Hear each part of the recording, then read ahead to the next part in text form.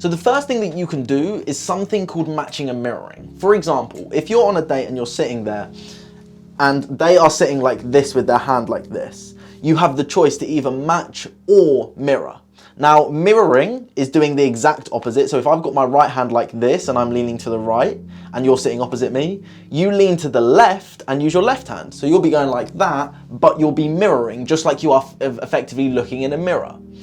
We unconsciously feel more comfortable around people who are like us and do things like we do. Therefore, if you walked into a party and you're a very shy person, you're going to want to speak to the shyer people, versus if you walked into a party and you're more of a confident person, you're going to want to speak to the more confident people. So this little technique, I use it all the time, and I've only ever, and I'm not a massive date person, I don't go on loads of dates.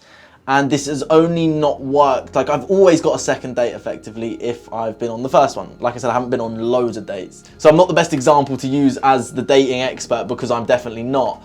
But I know it works because of how psychology works. I understand psychology, I understand human behavior. So if you use matching and mirroring, and even for example, if they fold their arms, you fold your arms. Now, it's not an instant thing where they fold their arms and you fold your arms straight away. Or they lean to the right and you lean to the right. Or they clap their hands and you clap your hands. It's not instant.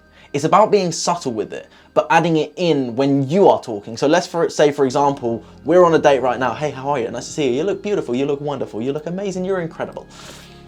But imagine we're on a date right now and I started talking about something and I said, oh, I really can't wait to go out to Mexico. I really want to run some retreats in Mexico. Have you ever thought about going out to Mexico before? Well, I have actually thought of going out to Mexico before. That would be such a good idea. Not always on the first time, but that first time can work.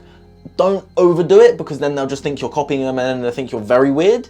But doing it subtly and a few times will help them feel more comfortable around you. And that's where matching and mirroring can really stick out and help people like you more, because they feel more comfortable around you.